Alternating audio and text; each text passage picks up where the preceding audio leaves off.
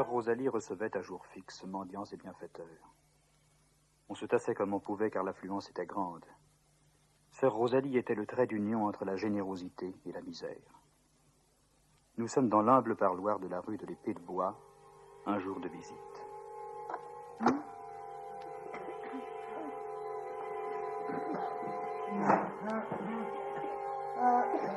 Alors, toujours mal aux jambes? Asseyez-vous, je vais vous faire passer le plus vite possible. Que vous arrive-t-il? La femme est malade, il n'y a pas de feu, il faut payer le docteur. C'est plus que faire, moi je suis quasiment estropié. Vous me reconnaissez? On loge au 3e dans la maison au bout de la rue. J'ai dit à la femme, il n'y a que sœur Rosalie, je vais la trouver. Vous avez bien fait, mon ami. Sœur Angélique passera chez vous ce soir. Mais en attendant, prenez ceci. C'est peu, mais vous pourrez payer votre docteur. Merci, ma sœur. Ma mère, il y a là le pauvre homme qui vous a écrit hier pour vous demander des vêtements. Il est dans un coin, tout contre la porte. On dirait qu'il a honte. Le paquet est prêt, il y a son nom dessus. Georges Dupéry. Mais comment lui donner ça devant tout le monde? J'ai une idée, faites-le entrer. Monsieur, venez. Pourriez-vous me rendre un service, monsieur? Il s'agirait de porter ce paquet à quelqu'un qui habite près de chez vous. Il y a le nom et l'adresse du destinataire dessus. Je vous en serais reconnaissante. Eh oui, bien sûr. Allez vite, mon ami.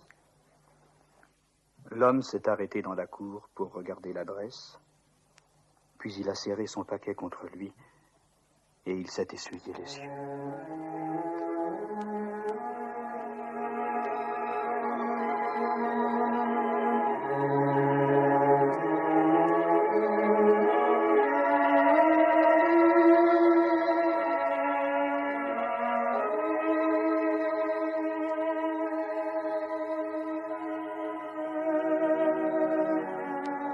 Un lien ayant pour sceau la charité unissait sœur Rosalie et monsieur Bailly, professeur de philosophie et directeur de la Tribune catholique.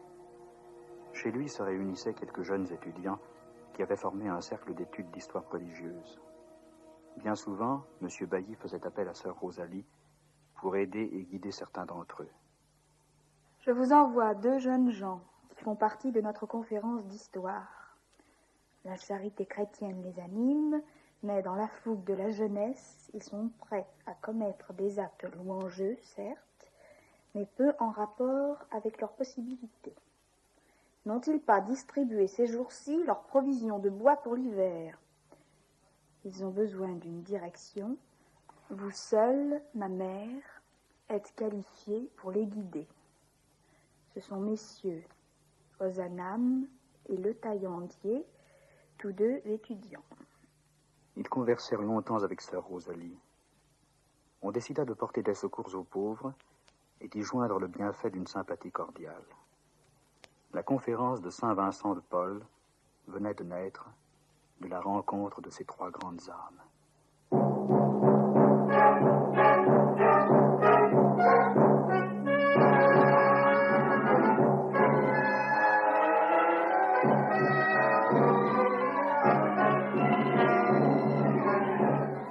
En cette année 1830, le 27 juillet, des mesures prises par le gouvernement déclenchèrent des mécontentements parmi le peuple de Paris.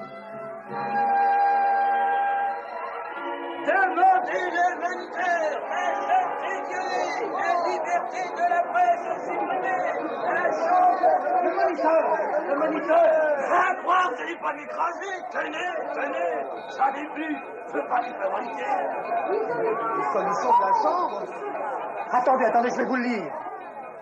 Dans la situation où nous sommes placés, l'obéissance n'est plus un devoir. Aujourd'hui, le gouvernement a violé la légalité. C'est à la France de juger jusqu'où doit s'étendre sa propre résistance. Moi, je m'en fiche de leurs ordonnances. J'ai plus de travail. Le patron va fermer les portes.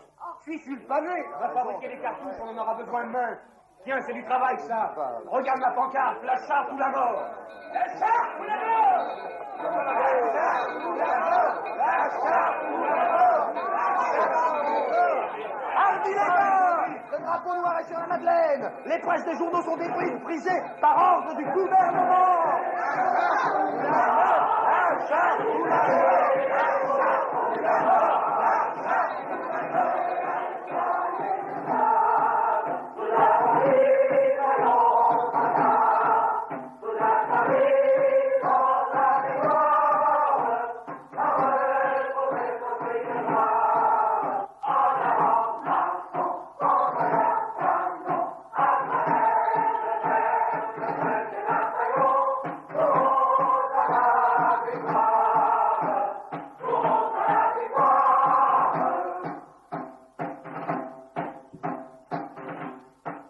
La nuit tomba, enveloppant de son calme apparent le peuple de Paris, travaillant à la révolte.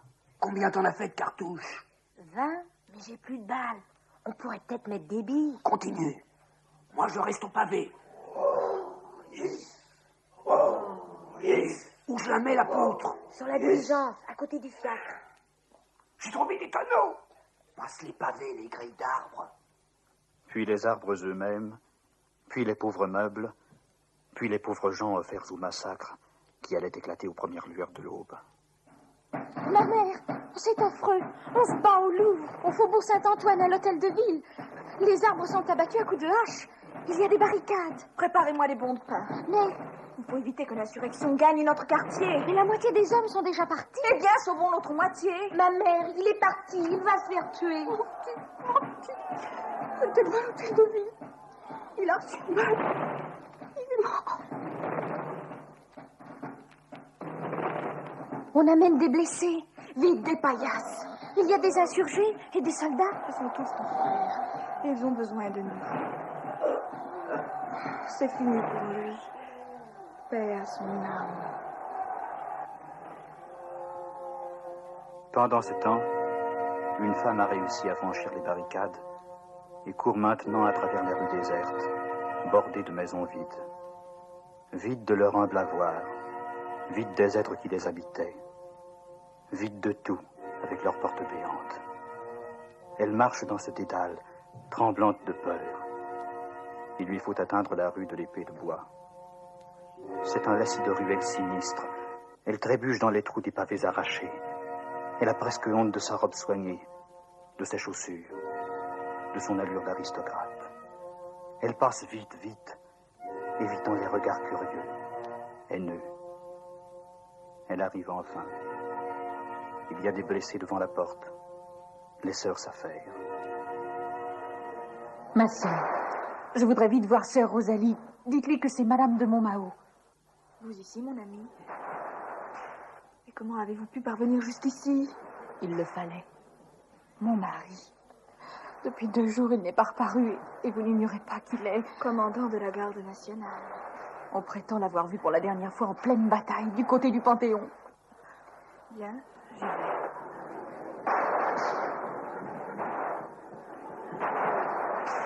Ma parole, c'est une sœur qui arrive là-bas. On ne sait rien faire ici. Mais on dirait la sœur Rosalie, celle qui a sauvé mon gosse et qui nous a retrouvé une piole. Mais elle avance. Elle avance. Les gars, tirez pas.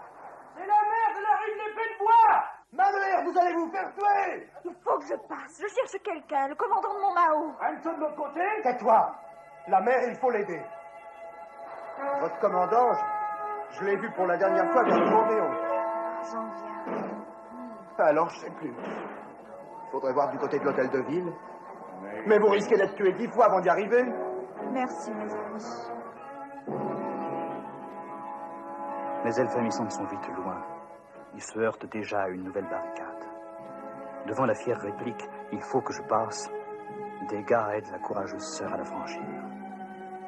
Personne n'a vu le commandant Bakov de Montmahot. Sœur Rosalie poursuit sa course sous les balles, confiante en Dieu. Elle passe la Seine et se trouve en plein cœur de Paris, où la lutte fait rage. Place de l'hôtel de ville, quelqu'un a vu tomber le malheureux commandant. Les recherches atroces commencent parmi les corps entassés. Sous un monceau de blessés et de morts, elle découvre enfin celui qu'elle a tant cherché. Aidez-moi. Soulevez le corps. Oh, il n'est pas mort. Oh, merci, mon Dieu, il vit. Mon ami, c'est sœur Rosalie qui vous parle. Vous, ma sœur. Mais comment avez-vous fait pour... Je vous cherchais. Et Dieu m'a permis de vous retrouver. On va vous reconduire à votre domicile. Votre femme vous y attend. Le chemin inverse parcouru sans encombre, sœur Rosalie regagne la rue de l'Épée de Bois. Un vieux l'arrête au passage. Bonjour, ma mère. Bonjour, mon ami. Vous êtes remis votre bon de pain? Je n'en ai pas besoin. Demain, nous pillons à l'archevêché. Ce qu'avait fait la mère de Jeanne-Marie Rendu pour l'évêque d'Annecy, sœur Rosalie le fit pour monseigneur de Quélen. Au couvent, il trouva refuge. 2 ans à peine après ces massacres, une nouvelle calamité s'abattit sur Paris, et principalement sur les quartiers pauvres. Le choléra. Ce fut la panique. Et sœur Rosalie dut lutter non seulement contre le fléau, mais contre la terreur populaire. Quand je vous le dis, je suis sûr que c'est cette race de bourgeois qui nous empoisonne. Ils ont trouvé un venin qu'ils sèment comme ça dans les quartiers des pauvres gens. Il y a des médecins qui disent qu'ils soignent, mais moi j'ai pas confiance. Bien sûr, nous on n'y comprend rien, on est le pauvre monde. 10 depuis ce matin. 10 sur le flanc qu'on emportait je ne sais où. Tiens, bon gars, il va vers la pitié. À côté de lui, on dirait un médecin. Quelle erreur, mes amis. C'est pour sauver votre camarade que je l'emmène à l'hôpital. Mais enfin, je ne fais rien de mal. J'essaie d'enrayer l'épidémie de choléra en évacuant les malades et en les soignant. Menteur, tu les achèves. Un de moins que vous dites. Docteur, carrez-vous, il a un poignard. Je ne croyais pas que dans ce quartier, on traitait ainsi les amis de sœur Rosalie. À l'évocation de ce nom, les rumeurs de haine s'atténuent. Le poignard disparaît. Le triste cortège poursuit sa route calmement. Il passe comme passera le fléau, laissant derrière lui une odeur de misère, de cendres mal éteintes, âcres, comme celle qui s'exhalait des ruines.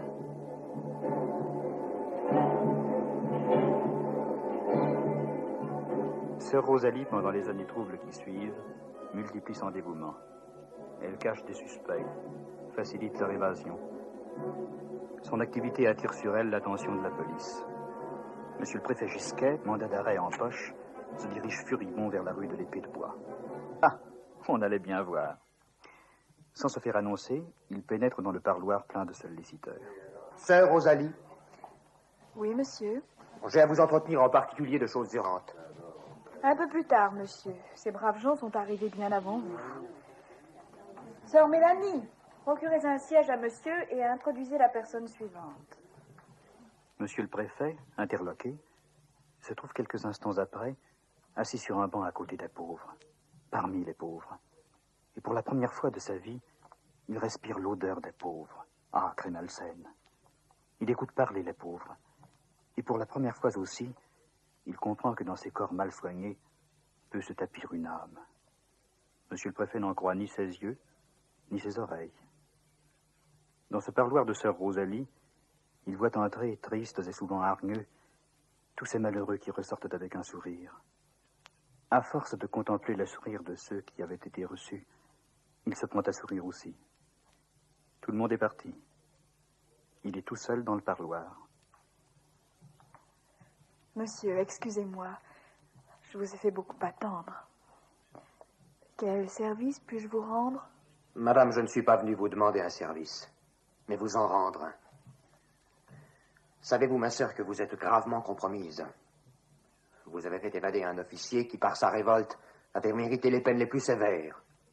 Monsieur le préfet, je suis fille de la charité. Je n'ai pas de drapeau. Je viens en aide aux malheureux partout où je les rencontre.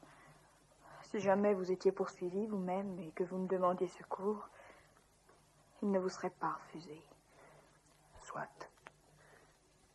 Je fermerai les yeux sur le passé. Mais de grâce, ma sœur, ne recommencez pas. Monsieur le préfet, je ne puis rien vous promettre. Une fille de la charité n'a jamais le droit, quelle qu'en soit la conséquence, de manquer à la charité.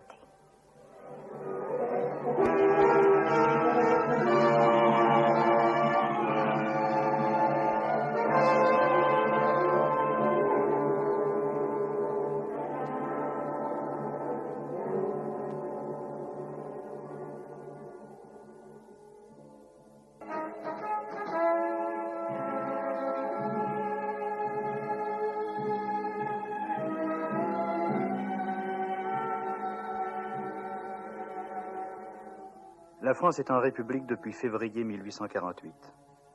Le peuple a brûlé le trône du roi. On a chanté, on a dansé, on a suivi dans le ciel les flamèches embrasées comme des météores, devant retomber sur la France en une pluie de bénédictions. Les flamèches s'abattirent sur le sol, noires, tristes comme la misère qui s'agrippait aux humbles avec acharnement. Le 21 juin 1848, 100 000 hommes rentrent chez eux, la tête basse. Plus de travail. Les ateliers nationaux sont fermés. Dans les cafés, des hommes désœuvrés s'agitent. J'ai 3 gosses, et toi? Bah, moi 4, j'attends le 5e. Tu bois quelque chose? Je peux pas en payer. Je payerai pour toi. Citoyens, depuis la fermeture des ateliers nationaux, nous sommes 100 000 sans travail. La misère, déjà installée à nos foyers, va grandir. Plus de pain. En compensation, on nous offre quoi? Des engagements dans l'armée. Un travail de dessèchement en Sologne, dans la région la plus malsaine. La dissolution des ateliers nationaux est une usurpation à notre souveraineté. Nous voulons la justice immédiate, universelle. La justice entre les classes et parmi les nations. Notre devoir est de tuer ou de mourir pour la République démocratique et sociale. Ou du plan, du pain, ou du plan, du pain, ou du plan. À Cavagna, du plan, à Cavagna, aux barricades.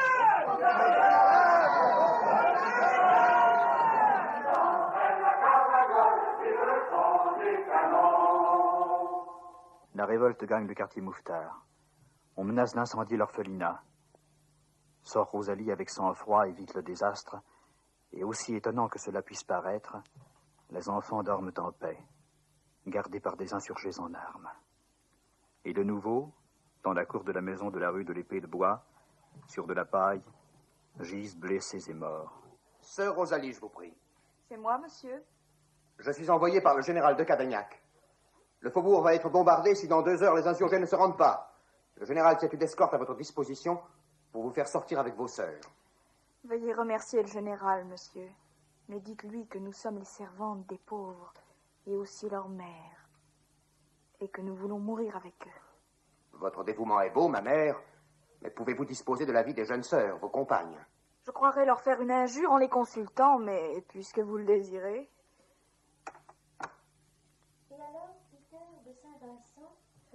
Monsieur est l'aide de camp du général de Cavaignac.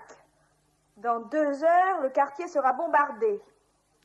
On nous propose de quitter les lieux sous escorte. Nos enfants, ce serait une lâcheté. Voilà notre réponse, monsieur.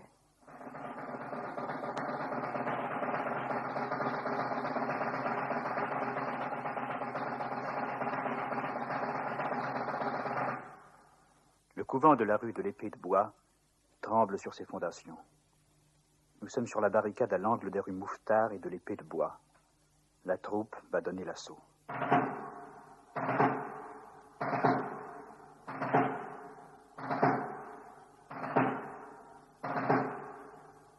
avant! Il est resté tout seul. Plus personne derrière, il nous devant. En joue!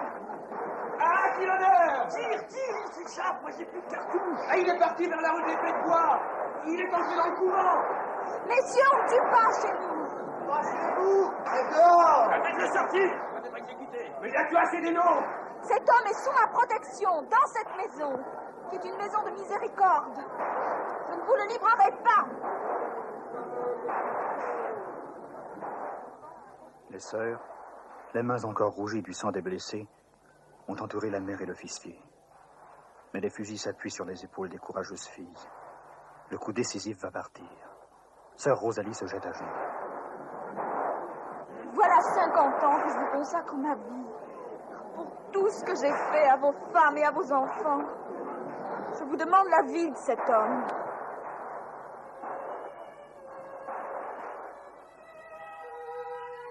Lentement, les fusils se relèvent. Les insurgés s'en vont. Madame, merci. Mais qui êtes-vous? Presque rien. une fille de la charité.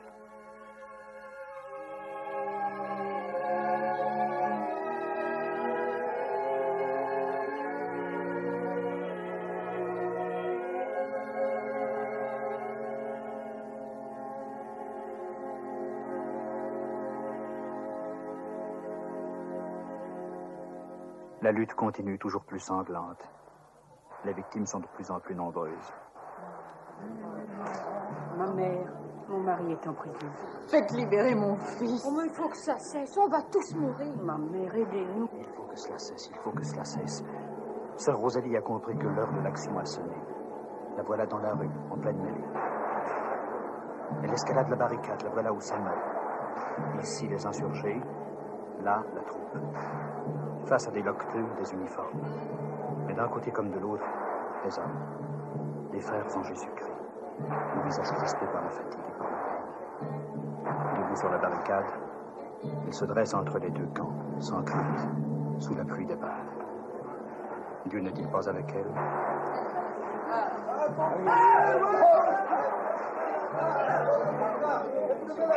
Ma mère, attention! Vous allez vous faire tuer! Croyez-vous donc que je sois si heureuse de vivre quand on massacre mes enfants? Mais cessez donc le feu! N'ai-je pas assez de veuves et d'orphelins à nourrir? L'héroïque conduite de cette femme, debout sur la barricade, les bras tendus, le lien entre les hommes et cet infini qu'il ne voulait pas admettre, fait force de loi. La cornette de sœur Rosalie sur le bleu du ciel semble voguer comme une voile blanche sur la mer apaisée. Quelques jours plus tard, Lamartine envoie ses félicitations à sœur Rosalie, qui modestement répond: Monsieur, je vous remercie de ce que vous me dites, mais ce n'est pas pour des remerciements que j'ai fait ce que j'ai cru mon devoir. Je sers Dieu. C'est de lui que j'attends ma récompense. La révolte prend fin, mais suivent les emprisonnements, les déportations, les exécutions. L'activité de sœur Rosalie est sans borne. Un jour, dans l'école du quartier que dirigent ses sœurs, elle parvient à entraîner le général de Cavaignac, qui est venu lui rendre visite. Ce que vous me demandez, ma mère, est impossible. Si nous ne frappons pas, si nous ne punissons pas assez, avant peu, tout recommencera. Voulez-vous me faire l'honneur, général, de visiter notre école?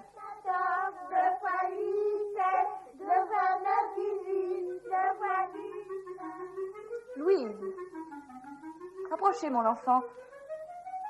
Voilà un monsieur qui, s'il le veut, peut vous rendre votre papa. Mon papa? Alors, il reviendra à la maison. Maman ne pleurait plus. Vous pouvez toujours essayer de le lui demander. Mon bon monsieur, rendez-moi mon papa. Nous avons tant besoin de lui. Ton papa a dû faire quelque chose de mal puisqu'il est en prison. Non, monsieur. Maman dit que non, et puis il ne le fera plus. Monsieur, si vous me rendez mon papa, je vous aimerais bien. Ma mère, retournons dans votre bureau. Je voudrais vous demander quelques précisions. Quelques jours plus tard, l'ouvrier était rendu à sa famille. Ma mère, il y a un monsieur qui est venu pour... Oh, fait le désir vous voir. Comte de Persigny, délégué par Louis-Napoléon Bonaparte, président de la République. J'ai une mission à accomplir, ma mère. Je dois vous donner lecture d'un décret. Au nom du peuple français, Louis-Napoléon Bonaparte, président de la République française. C'est la croix de la Légion d'honneur que vous m'apportez? Oui, ma mère. Nul plus que vous ne l'a si bien mérité. Merci. Mais ce n'est pas avec cela que l'on nourrit les pauvres. Cette croix, elle ne la porta jamais. Plus tard, Louis-Napoléon, devenu empereur, lui envoie une croix d'or dans laquelle sont enchâssées des reliques de Saint Vincent de Paul. Celle-ci, c'est avec joie qu'elle l'accepte. D'autres croix devaient suivre, qu'elle accepte avec plus de joie encore. La maladie, escortée de la souffrance, puis la cécité. Pourtant, toujours debout, elle poursuit son œuvre. Au parloir, elle ne peut plus reconnaître les traits de ses habitués. Mais elle continue ses visites charitables dans les rues tortueuses, conduite par une petite fille de l'ouvroir. Félicie? Oui, ma bonne mère. Prends le grand cabas, il doit être préparé. Oui, ma mère. Attention à la marche. Tiens-moi bien le bras. Là. Merci. Nous allons d'abord rue du Pot de Fer, chez le vieux au 3e. Regarde dans le cabas. Y a-t-il son sucre? Oui, ma mère. Après, nous irons chez l'aveugle qui a 3 petits, rue Mouffetard. J'ai bien réfléchi, ma petite. Dieu m'a rendue aveugle parce que j'avais trop de plaisir à voir mes pauvres. Au parloir, je les reconnais à leur voix, à leur pas, à leur misère que je devine. Je perçois mieux l'accent de leur âme maintenant qu'ils n'ont plus de visage. On se décide enfin à l'opération. Pendant un temps, on espère. Puis la nuit revient. Alors, devant l'impuissance de la science humaine, on invoque les saints, Sainte Germaine en particulier. Sœur Rosalie s'y refuse pourtant, puis elle laisse faire, mais ne veut à aucun prix joindre ses prières. J'aime mieux m'en rapporter à la volonté de Dieu. Le 4 février, Sœur Rosalie, dont les forces semblent être revenues, est prise d'un grand froid. Le matin, c'est la fièvre et une vive douleur au côté. Craignant une pleurésie, le médecin ordonne des vésicatoires. Oh, ma mère, mais le pansement a glissé, la plaie est à vivre, vous n'avez donc rien senti? Si, j'avais mal. Mais c'était un clou de la croix de notre Seigneur. Je voulais le conserver. Vous avez dû cruellement souffrir. Les pauvres ne sont pas si bien que moi. Mais parlons de vous, mon enfant. En vous dépensant ainsi pour moi, vous me dépensez moi-même. Voyez-vous, le bon Dieu, en m'ôtant la vue, a voulu mettre une halte entre ma vie et ma mort, afin de me donner le temps de m'y préparer. Alors, t'as des nouvelles? Il paraît que ça va mieux. Elle a pris du bouillon. On dit même qu'au printemps, on va lui rendre la vue. Un chaud et froid, c'est mauvais. Faut attendre 9 jours. Mon pauvre vieux, il est parti comme ça. C'est vrai qu'elle est malade, la mère? Oui, oui, bien malade. Paris attendait, anxieux, l'issue de la maladie. Ma sœur, vous allez écrire à ma mère un confort. Vous lui direz que je vais mieux et que bientôt... Elle s'est assoupie.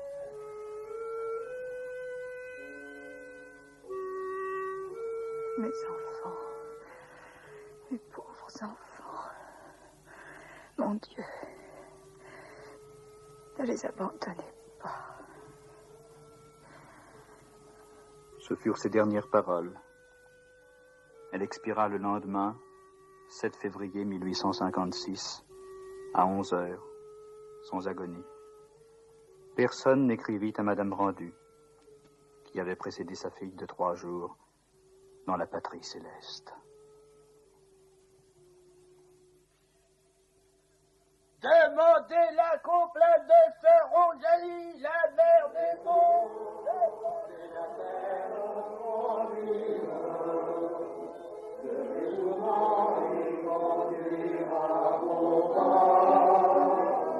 La charité